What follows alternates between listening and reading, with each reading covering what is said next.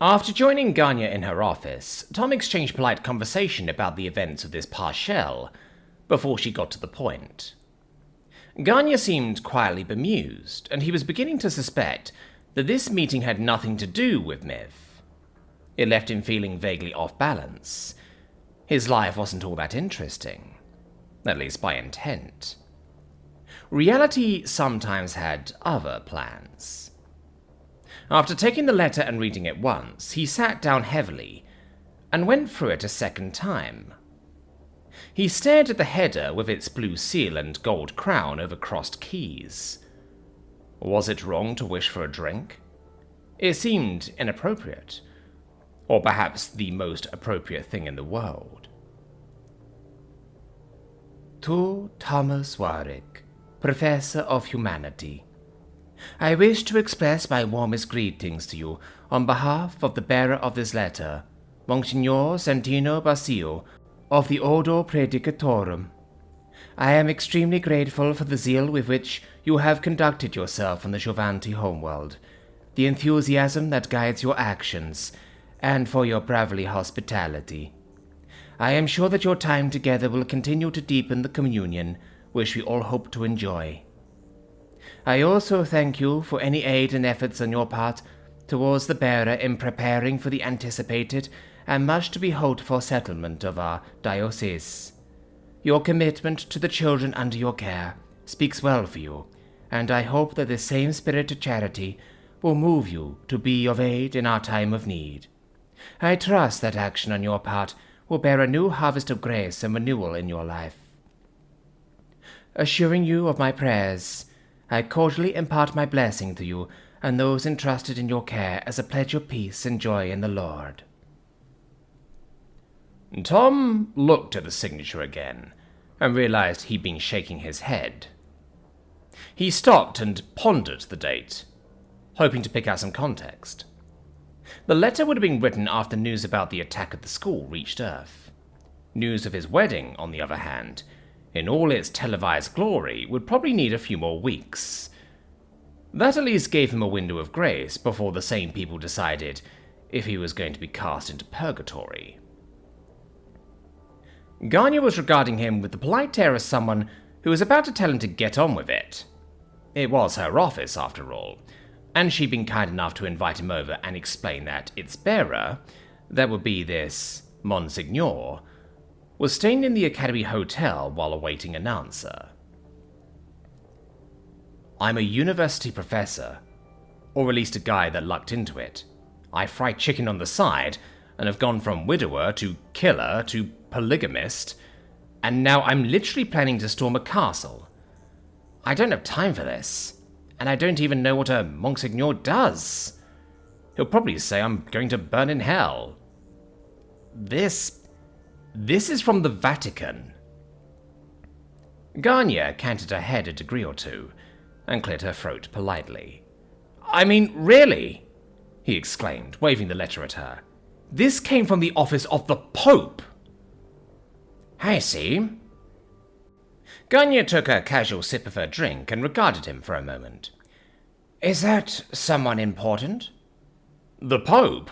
He's pretty influential. He'd just come back from a honeymoon with 2 women. It didn't seem the time to get into a discussion of comparative religion. With Jama, maybe.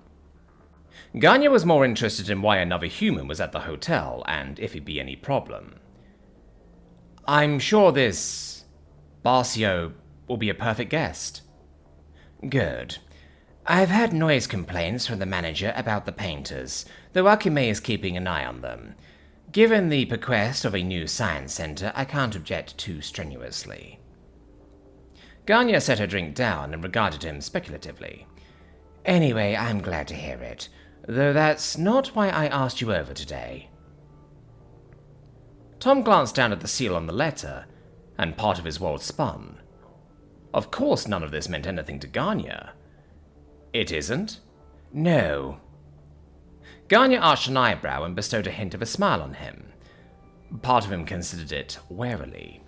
There's good news and bad news, depending on your sense of these things. Okay. What's the bad news? Your handling of the IOTC group. I ought to be rather upset with you. Professor Kamei complained about your assigning them work and reminded me in no uncertain terms that the IOTC is an elective, taught by the most junior tenured professor on campus. Ganya arched an eyebrow. She demanded I take action. Tom swallowed. All right, there'd been a chance giving them assignments might blow back on him, but he hadn't expected an official complaint. He didn't know Kamei, as they worked in different circles. Apparently she taught economics. Maybe he could get away with an apology. I see. And there's good news? Given the favourable media attention to your defence of our students, the board has decided to accelerate award of your tenure. As of yesterday, you are a full professor of this academy. The hint of Ganya's smile took on the beatific aspect of someone who just solved all of their problems. Though that means the IOTC class is now yours. Yup, I'm going straight to hell. Professor Burgress announced her plan to retire at the end of the semester. She's made it clear that you're the person to take over marriage fundamentals. With humanity, English, and 2 electives, you'll have a full schedule. Ganya came around her desk and offered to bump fists. Congratulations, Professor. I'm sure your wives will be thrilled. Collect $200. Pavis clips Cosrine flopped down on her sofa and stared sullenly at the to-go bag on the table. The greasy smell of fried hors d'oeuvre nuggets filled the room and her stomach rumbled, spoiling her mood. She wanted to be angry, wanted to roll around in it and wrap herself up in it like a righteous blanket. Unfortunately, her stomach had other ideas, and she pushed her hand deep in the bag and rooted around, pulling out 3 deep-fried orbs and stuffing them into her mouth. Belatedly staring at the grease on her fingers, she looked in the bag and growled. There were no napkins. Fucking drive-through bitches. She stuffed her hand inside the pocket of her sweatpants and wiped her fingers off, glaring at the mail files on her Omnipad, sat beside her takeout dinner. Clips's work had been falling off lately. While proud of being able to chase down any quarry, her vendetta against Tom Warwick had been coming up empty. The twink had been on no less than 2 interviews, and instead of cashing in on the fucking goldmine of his wedding video, whatever bitch filmed it threw the footage out on the open market. What kind of novice did that moronic shit? The waste made her want to puke for a solid week, and only sheer force of will kept her from hitting the stim patches over the appalling loss. Since the release, she'd been splitting her time between trolling around for opportunities to find him, and furtive trips into town chasing after a tip from a hotel clerk she'd paid regularly. Hoping to grab some juicy vid footage on 2 starlers who were stepping out behind their wives and husbands' backs, had gotten her nothing but a series of nights spent huddled on a neighbouring rooftop, hoping one of the silly bitches would open the blinds. She had frozen her tits off, and the bills were adding up. Swiping the bills into one file in her Omnipad, and the tip messages into another, she looked at the remaining message, a sole envelope that didn't look like crap, and swiped it open, ignoring the oily thumbprint on the screen. Dear Miss Cosrine, I hope this letter finds you well. I'm writing you with an exciting proposition. While impressed by your ability with Penga Mesaf and the Curious Clue crew, it's unfortunate that intellectual property remains unavailable to resume for the foreseeable future. However, I wanted to ask if you would be interested in signing on to an exciting new pilot show for Shell Mornings, Joe C. and the Happy Pejrin Funshine Band. I believe your unique voice and creative vision will contribute to a compelling and captivating series in children's entertainment, and I'm certain this will be an incredible opportunity for both of us. Please find the attached transfer of 5,000 credits available as an initial advance. Your acceptance will constitute employment, and an additional 10,000 credits will be forwarded to your account. You'll also enjoy a 1% revenue from the anticipated sales of Pedron plush toys and novelty squirt rifles. Should this venture prove the success our marketing department anticipates. I look forward to bringing your invaluable ideas to life. Best regards, Tarola Varaz Corrichet, Noble's House Entertainment Group. Clips grinned ferally and chortled as she thumbed acceptance on the transfer. Finally, those stupid bitches had seen her real value. While co-authoring Penga had taken virtually no time out of her schedule, and she loathed children, she'd taken real pleasure in telling the graphics twins how to pose Penga next to the boys in the cast, and get some real laughs out of the Rakiri. So Penga was shelved. Fine. Fuck it. At least she had cash coming in again. Now she could get back to work, tracking Warwick down, without having to worry about making the rent. Oh, I am back, you bitches! Her triumph buoyed her flagging spirits, and she reached in for another handful of Ordrum nuggets, munching on them gleefully. With her financial woes over, Warwick's ass would be hers. Clips kicked her feet up and grinned. Idly, she wondered what a Pedron was. Miv lay back on the couch with her head in Tom's lap and gazed up at him. The weekend had been everything she could have hoped for. Not what she'd expected, certainly, but it was what she'd hoped for. Tom and Leia were closer in literally every sense, and their family was turning into something that would last, as long as their husband didn't do something stupid. Goddess love him, Tom wore his heart on his sleeve when he needed to keep it hidden, and could be the most inscrutable, cryptic man she'd ever imagined when it cost him nothing to simply speak his mind. He said things in public that were so utterly human that made her want to pound the sands, yet she loved him all the more.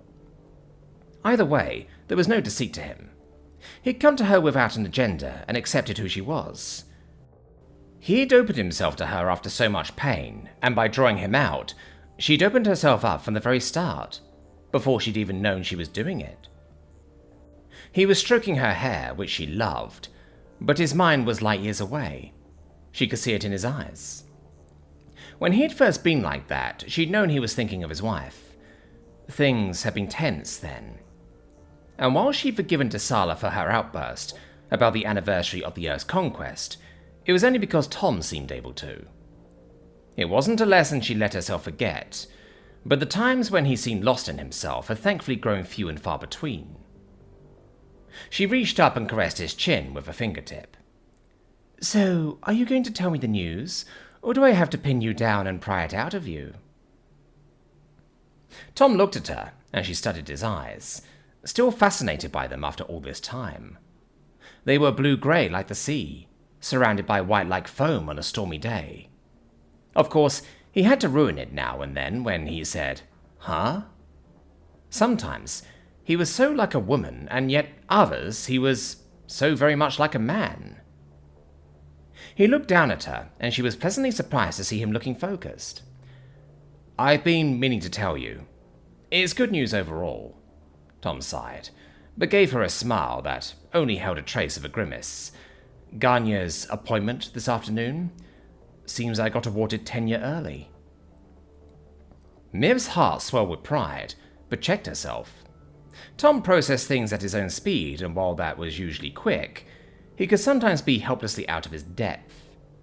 Not dense, just not adjusted yet. It wasn't always his new life on Shill, but in the balance, it didn't matter. She loved him for who he was. "I've got to finish putting together those English classes. Enough to offer a curriculum. That may mean some time in the library and maybe ordering some materials from Earth." He sighed again. "As the newest tenure professor on campus, I've been handed the IOTC. Professor Kamei ran for the hills." She smiled as he got it out of his system. Tom would never have been happy as a house husband, and she did owe Ganya a favor for talking to the board. Tom's tenure sealed their future at the academy together. "Fendi Kamei is a gifted professor of economics, but everyone knows she hated that elective. You'll be fine." Uh-huh. I'm also inheriting marriage fundamentals. Burgress is retiring at the end of the year. Tom pursed his lips. Seems she got over being scandalized by our wedding. Well, that is a full schedule, but don't worry, I'll help you get started. Miv nodded encouragingly. It gets better with seniority. I know, honey. It's just a lot to process. He smiled down at her, but sighed after a moment. I need to meet with this priest. You act as though it's not an honor. That was something she never understood. Tom was a man of deep convictions, but so often his beliefs mirrored faith rather than embrace it. It was a very nonchalant attitude, and she considered her words with care. Holy women and men are held in the deepest respect. They remind us of our values. That's true for humans, isn't it? Your mileage may vary, but I suppose so. He was rubbing his forehead now, and she arched an eyebrow to encourage him. It was a gesture humans used, but she'd adopted it. There was a lot of information. Seems the Vatican intends to set up an enclave on Shield to start a dialogue with other faiths in the galaxy, and they want help finding the right place. Catholic priests, yeah. But if they get approval, they want to bring in a few rabbis, some imams, even a bhikkhu. I admit I had to look that last one up. Anyway, there aren't very many humans on Shield except for some licensed merchants, soldiers, and of course Prince Adam. Apparently they thought I was the stable one. Then I was wrong. That is a great honor, Miv said gravely. During her time on Earth, she'd been struck by the vast multiplicity of cultures, languages, and religions. A willingness to explore and exchange points of view was a sign of maturity, and the Imperium could be understanding about the need for belief. Don't you think so? I don't know. I guess. Tom took a deep breath. I'm just a lapsed Episcopalian. That's sort of the Church of England after the... well, it's a subset that broke from Rome. He must have spotted her expression. There were times that his explanations were bewildering, even when he tried his best. I suppose it's just finding them something in the right part of the city, but I don't have the faintest idea how to talk to him. He winced, then. And good grief, I need to get over there before he runs into the painters. Ganya said there's been... noise. Noise? Miv canted her head. Archimesa Rin had been over there a good deal, as well as the Kerbal sisters. Noise, he said significantly. Oh, like... noise. Yeah. Hey, don't smile like that. He's a priest. Tom's face contorted for a series of emotions before settling into something thoughtful. I don't know what his thoughts on noise are, but this guy's no lightweight. Perhaps you aren't giving him enough credit, Tom. Miv rolled out of his lap, looking at him affectionately. If they sent him for an exchange of views, he must have a modicum of understanding. Maybe. I've had a lot on my mind lately. His brow furrowed and he flashed her an apologetic smile. There's one other thing. I had to tell you about Melondi, but I couldn't until now. That she's Princess Kadira? Miv canted her head with a bemused smile. I wondered when you'd tell me. Wait, how? Tom gaped at her incredulously. How long have you known? Oh, a conversation with Jalma from a few years ago came to mind. But really, love, all of it? Miv regarded her husband calmly and decided to indulge in some mercy. It had been a trying day for him. The visit from Prince Adam, how the media's fallen your way, what the palace has said and hasn't, commandos on our honeymoon, and she does look like her mother. Of course, Solani hadn't been entirely forthcoming. While part of the puzzle, it was little more than a confirmation. The other issue was more difficult. Why is Desi going to so much trouble to look just like her? Questions would need to be asked, and something would have to be done about Solani. She was a keeper, and her discretion raised Miv's opinion of her all the more. The goddess knew it was needed when living with a human. Both were problems for tomorrow, though. Tom had been through enough for one day. She smiled at him once more, before sliding back down into his lap. Lamanna Duvari ran a fingertip along her desk. Her office in the bunker was a far more acceptable atmosphere than the unit in her apartment on the campus. It was the office of an agent of the interior, and while untouched by personal effects, it was functional. The bunker terminal fed directly to her home, providing everything she needed for her work, except direct access to the woman under her command. Here in the bunker, she could set aside the facade of Lamanna Duvari, professor of music.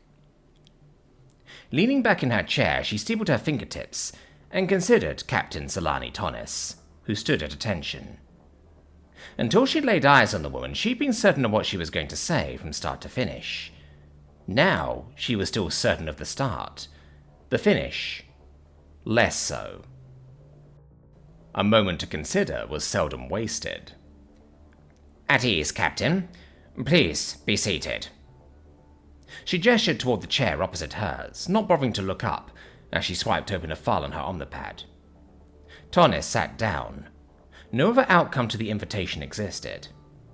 The casual disregard was as useful as the earlier study. Only then did she turn the pad around and push it across her desk. "The bill for your stay at the Imperial Ocean Reserve." Death's heads were invaluable. While the interior had a capacity for violence, it was a scalpel, used for cutting away dead flesh. Precise. Considered. A surgeon to the wound of treason. Marines and Navy, to further the analogy, were the muscle and sinew of the body politic. And the death's heads? While few in number, they were a bridge between the three, the bones that provided a framework. Her thoughts were a tenuous mishmash of similes and metaphors, but that didn't make them any less true. Eternal vigilance was the price of freedom, a debt for the Imperium's prosperity, and paid when due. That said, the bill submitted by the Imperial Ocean Reserve would gain anyone's attention. "Quite a sum," she said, interrupting Tonnis before she embarrassed herself. She opened another file. Solani Tonnis appeared, dodging through the crowded art gallery with Warwick slung over her shoulder.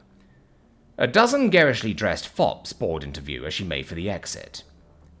Lamanna left it playing on repeat. Angry mobs can be so indiscriminate. Fortunately, the security camera cleared you of the damages. Death's heads were not mere Marines or sailors. They didn't put themselves in harm's way for a weekly paycheck or intangible distinctions. They were something more, and one had to speak to the soul in order to reach them. That was made this conversation essential. She needed to see what moved Solani Tonnis with her own eyes.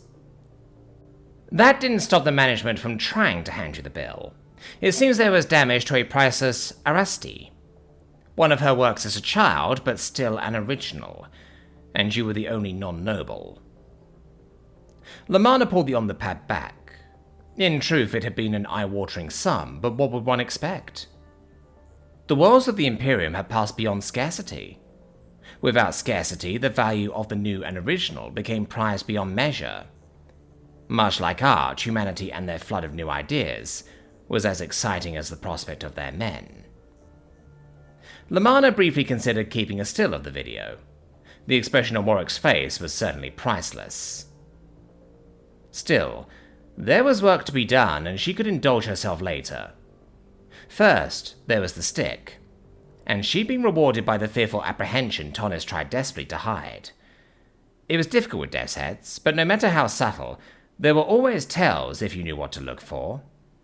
The bill and the video clip had made the point admirably. After the stick came punishment or reward.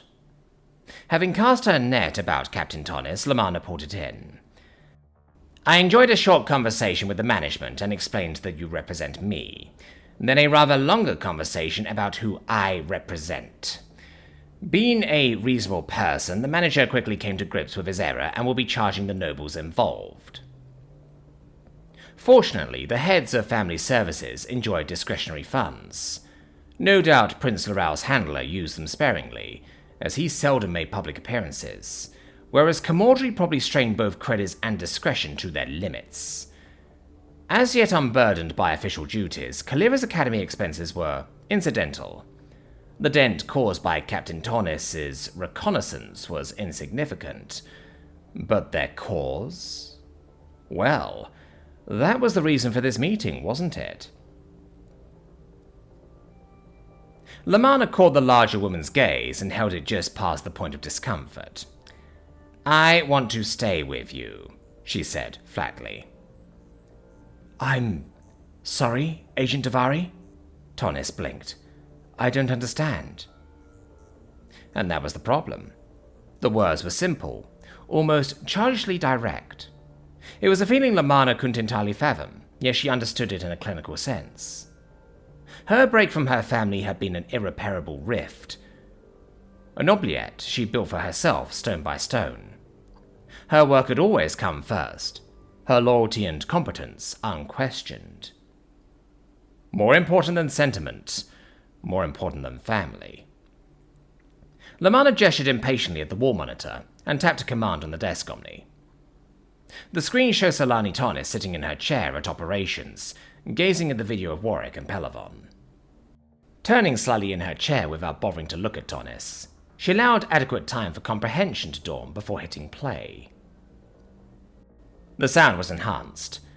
Adding subtitles seemed egregious. "I want to stay with you." The whisper was plaintive and filled with an unrequited longing.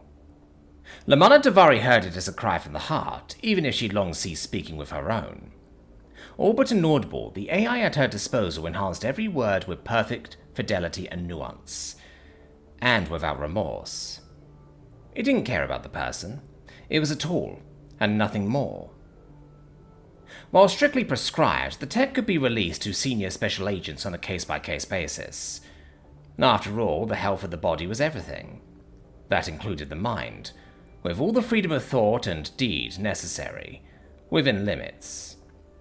Solani Tonnis was far more than a tool, but she still had to serve as one. Tonnis struggled for words. Had this been an interrogation, Lamanna would let her flounder for a time, but this was still a reward, so long as Tonnis understood. "Monitor you?" "Yes." Lamanna sat back, spreading her hands expansively. It was a gesture of power and control, and she knew it. "I have a cover to maintain and only so many hours in the day. That requires certain tools to facilitate my work. They check and recheck your reports, consolidate updates, and provide me necessary insights on occasion. I'm only one woman, and if there's an issue, no matter how incidental, I need to know before it becomes a problem." Lamanna leveled her gaze at Tonnis. The captain had the good sense to look afraid. Some agents thrilled to that power. The sort of behavior filling out Lamanna's growing profile on Kadira Sariva was a testament to that. Being in control was like a drug, addicting and dangerous. Too much freedom led to abuse, and sometimes, despite the screening, the training and always watching one another, someone like Kadira rose far too high. Thanks to her ruthless ambition and the egotism of Camordri Tassu, Agent Sariva was a cancer Lamanna was determined to excise. Here and now, her task was to see if Solani Tonnis was still useful toward that end. "You have a date as well. And yes, before you ask, I'm also aware of your trip out to the cliffside on the evening Professor Warwick was in distress," she said candidly, offering an easy shrug. "Your continued actions have made this conversation necessary." Tears of frustration were welling up at Tonnis's eyes, and she trembled, trying to draw herself to attention while still seated. Deaths were motivated by love. It was only a case of what they loved, and why. Sometimes it was duty or honor. Sometimes it was just the thrill. In the end, no one strove that hard for anything less than a consuming passion, an unyielding drive. There were seldom any half measures in their psychological profiles, and if she was right, she could still use this woman. There was no need to break her, or a need to prevaricate. "Are you in love, Captain Tonnis?" The issue was already out, and Lamanna spoke slowly. I want to know, and I want to know now. Tarnis sat there, choked by the emotions writ large on her face. Unable to speak, a tear rolled down the commando's cheek as she nodded. She could work with that. A deep well of satisfaction rose inside, and she drew on it, savouring a moment of professional pride so profound that it almost smothered her pang of envy. Very well, Captain. For the moment, I choose to not see this as a problem. However, I have certain expectations. Tranja sat waiting for the call, and eyed the device on her desk. It was a total immersion mask, worn on the face to make long-distance communication more presentable. She'd rarely used it, thinking it wildly uncomfortable. Her mind drifted to the recent performances of her initiates. Inshik and Persoon showed great promise as finalists for her name. Their duet of Starfall from the final act of the pantomime's Gambit moved the audience to tears. What the general public did not know, of course, was that Inshik and Persoon were absolutely smitten with each other in real life. Live your performance, as the greats would say. Inshik or Persoon would both make excellent candidates to ascend to the title of Cliffsinger, but only one of them could be chosen. She could already smell the drama. Her Omnipad buzzed to the tune of Thoria's Lullaby, and she donned the IT headset before accepting the call. Points of light pushed out the darkness, and she found herself sitting in the lounge of a private yacht. The floor-to-ceiling window to her left gave her a perfect view of Shill, and she looked down on herself from low orbit. To her right, 3 individuals sat upon a luxurious sectional. The first was a tall, elderly woman, doubtless the matriarch. She wore a flowing turquoise gown with silver hair cascading past her shoulders, and a polite smile adorned her lips. Across from her was a shorter and studious-looking woman, in traditional Sevastatovan formal wear. Covered in woven patterns and fur, she was approaching middle age. Unlike her counterpart, there was no attempting at a smile. Typical Sevastatovan. Between them, atop a makeshift throne of throw pillows, lounged a man. He was elegant in a loomy-stitched tunic which spilled all over the polished floor. Reflect the light, it made him the centerpiece of the room, and clearly he knew it. He regarded her incorporeal form. High cheekbones, soft chin, piercing gaze, salt and pepper mop. Marriage was not in the cards for someone like her, but she still appreciated what she saw. Ah, Mistress Tranja, the matriarch spoke. It is a great honor to finally meet you. I trust the weather on the surface is nice. It's inside weather, perfect for tea and conversation. I take it that your voyage from Care was comfortable? The trio chuckled. We left with haste. You could probably infer that from our message. Yes, she leaned forward. I am terribly sorry for your loss. No family should lose a wife and mother like that. Their man replied, his words heavy. We appreciate your condolences. It has been a trying time for the family, and no time to tell her children. Goddess, they live such different lives. A Cliffsinger's apprentice and an Imperial Marine on Earth. Adventurous, just like her. He sighed. A tragedy.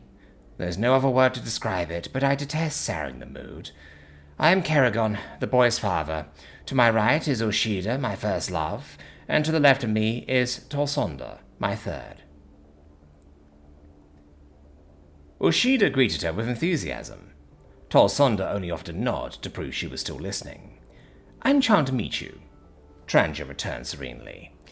So, Karagon shifted his jaw. I trust you are prepared to release the boy.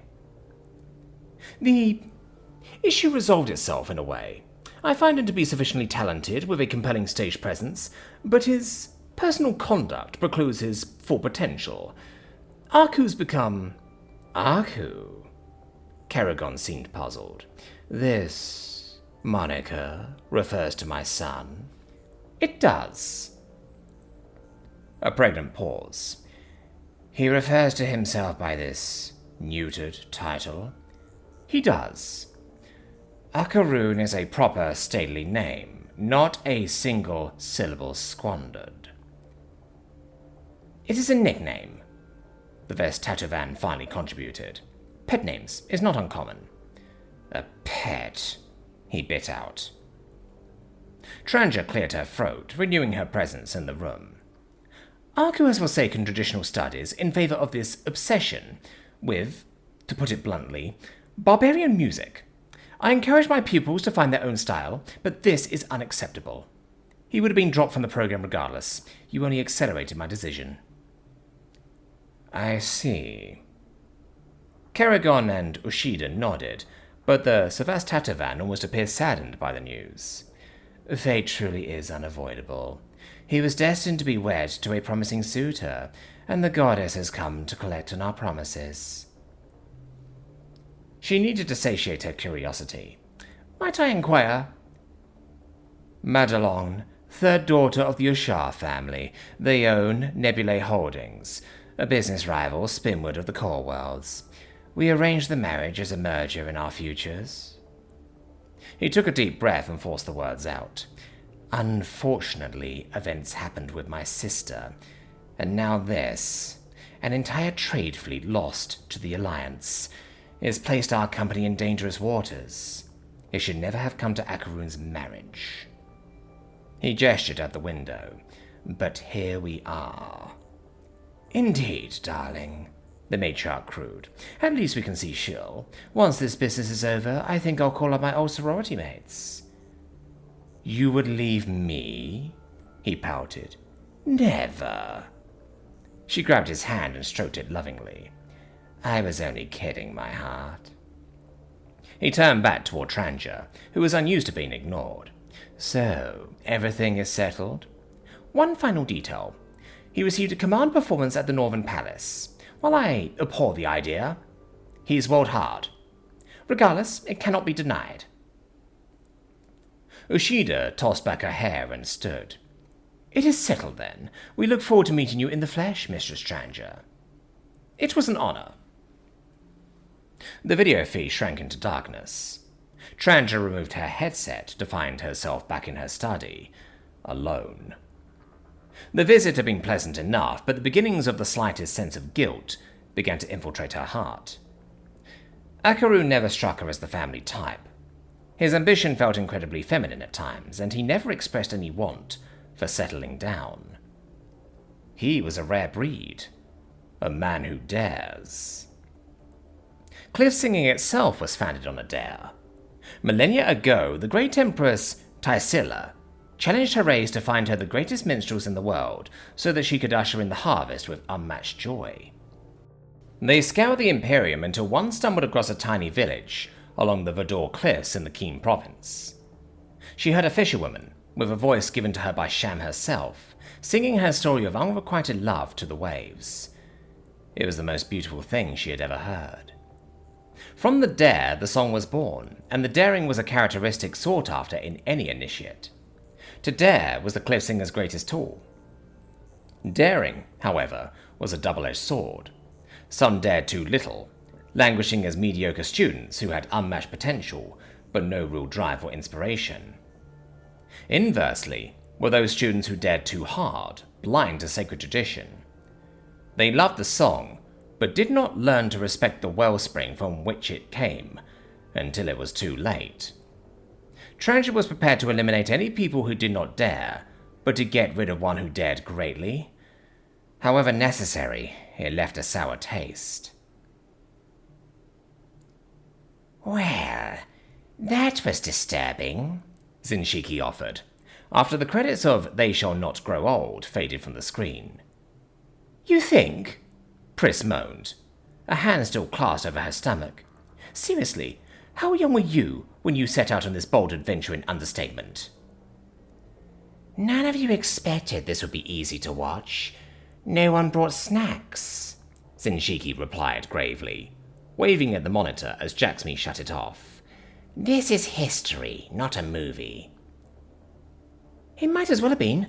It's like I was there, Nessa bit out. She and Lark had begun the film taking notes over the photography and the quality of enhancements, at least at first. Their normally happy mood was absent, and they stared at one another sullenly. "We should talk about it." Desi's words were drawn out slowly. "He's going to want us to talk about it, maybe even ask us to write a paper." "Talk about it?" Belder grimaced. "I need to go call Liam, like, now. I want to hug him till he squeaks." "He squeaks?" Zinchiki's Isaac, flickering with sudden interest. "That's not the point." One of the twins shook her head violently. Her sister joined in. "Totally not the point." "Do you think we're getting too used to this stuff? I don't know. Maybe it's not good for us," Sephir asked quietly. She'd been crying for the last half hour, though she hadn't been alone. "I mean, most of you like this stuff, but I don't. I want to be a doctor. I hated seeing those boys torn apart." "No one was shown getting torn apart, Seth." Lark shook her head. "Not actually shown. It showed enough." Sephir rubbed the last tears from her cheeks. "And the ones that came back? People didn't even know they'd been gone. Who does that?" "The Imperium really did save them," Desala grimaced. "Humans, I mean. Maybe they didn't know how to cope."